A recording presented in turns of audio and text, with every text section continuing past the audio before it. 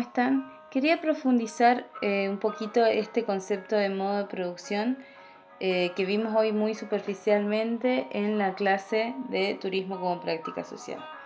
Bueno, el modo de producción es es un concepto fundamental en la teoría marxista y es la base de lo que se conoce como materialismo histórico, que entiende que la comprensión de los procesos históricos debe buscarse en la forma en que los hombres producen sus medios materiales de existencia, es decir, en los diferentes tipos de modo de producción que han existido a lo largo de la historia.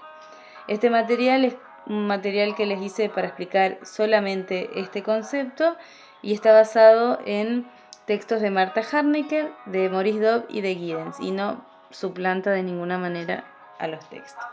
Vamos a empezar por decir que dice Marx que el hombre necesita reproducirse materialmente para subsistir. ¿Y eso qué quiere decir?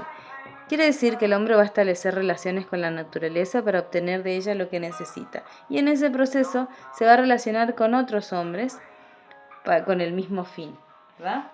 A este proceso le vamos a llamar proceso de producción. Bien, en el proceso de producción entonces habíamos dicho que el hombre se relaciona con otros hombres. En este modelo esas relaciones se llaman relaciones sociales de producción, que son estas relaciones que los hombres entablan entre sí en función a un proceso de trabajo. Bien, entonces los dos elementos más importantes del proceso de producción son las relaciones que los hombres establecen entre ellos, las relaciones sociales de producción y el proceso de trabajo propiamente dicho. ¿Qué elementos tiene el proceso de trabajo? En primera instancia, un objeto que va a transformar en este proceso en un producto que satisfaga una necesidad humana. Bien. Por otra parte, los medios de producción. Los medios de producción en un sentido estricto son las herramientas, es decir, aquello que se va a usar para transformar el objeto en producto. Bien. Perdón. Y por último y no menos importante, la fuerza de trabajo. La fuerza de trabajo, ¿sí?, es la energía humana puesta al servicio del proceso de trabajo. Muy bien. Habiendo entendido estos elementos, nosotros podemos decir que un modo de producción es un proceso de trabajo que se da bajo determinadas relaciones sociales de producción. ¿Ok? Entonces, ¿por qué es importante esto? Porque de acuerdo a la teoría marxista, o de acuerdo al materialismo histórico, lo que define cada momento histórico son los diferentes modos de producción y las relaciones sociales de producción que se dan en el contexto de cada modo de producción. ¿Ok? Vamos a ver un poquito más sobre los distintos modos de producción que podemos reconocer a lo largo de la historia. ¿Bien? Voy a introducir el concepto, ¿cómo entiende Marx a la clase? Marx entiende a las clases en función a la propiedad privada de los medios de producción. En este sentido, él va a decir lo siguiente, que de acuerdo a cada relación que se van a establecer por los modos de producción, hay una clase que puede ser propietaria de los medios de producción y otra clase que es la no propietaria.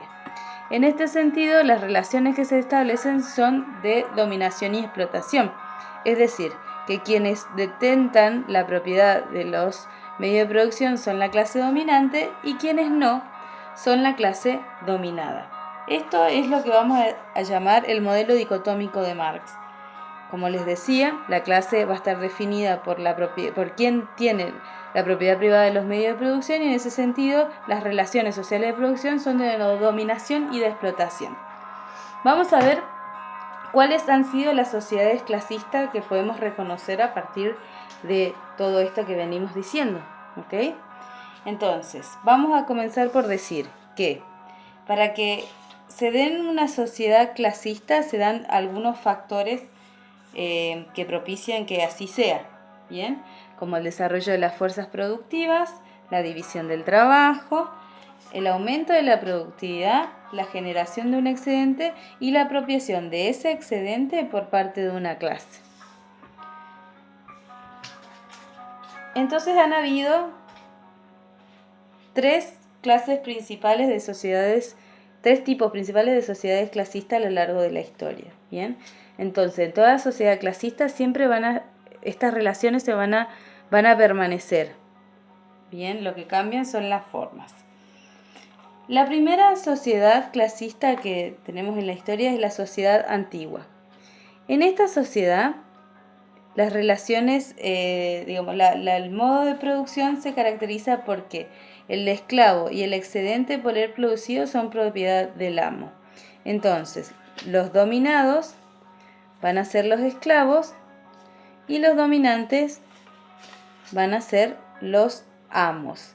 Entonces, el amo no solo posee lo que produce el esclavo, sino que el esclavo es propiedad del amo. ¿Ok? Vamos a pasar a otro tipo de sociedad, que es la sociedad feudal.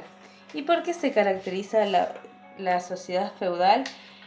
En la sociedad feudal, el siervo genera trabajo excedente del cual se apropia el señor feudal. El siervo tiene la obligación de venderle al señor feudal su fuerza de trabajo, que está estrechamente relacionada con la tierra, que es el medio de producción más importante en esta época. Entonces, la clase dominante en la sociedad feudal son los señores feudales, que son los dueños de la tierra, y los siervos son la clase dominada que trabajan para el señor feudal y se ven obligados a vender su fuerza de trabajo a cambio de protección, entre otras cuestiones. Bien. Por último, vamos a encontrar a la sociedad capitalista, que es la sociedad clasista a la que asistimos en la actualidad. ¿Ok?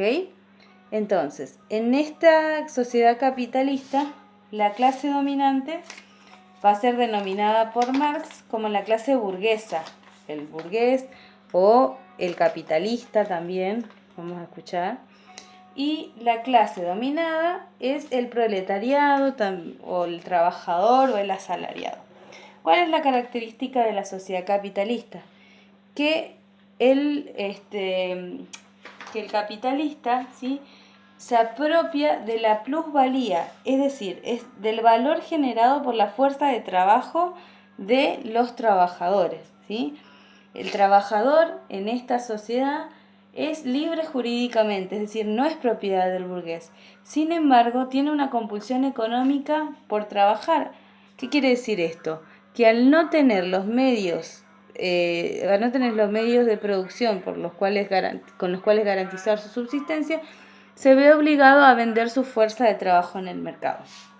Bueno, espero que les haya servido para aclarar un poquito lo que hablábamos hoy en clase.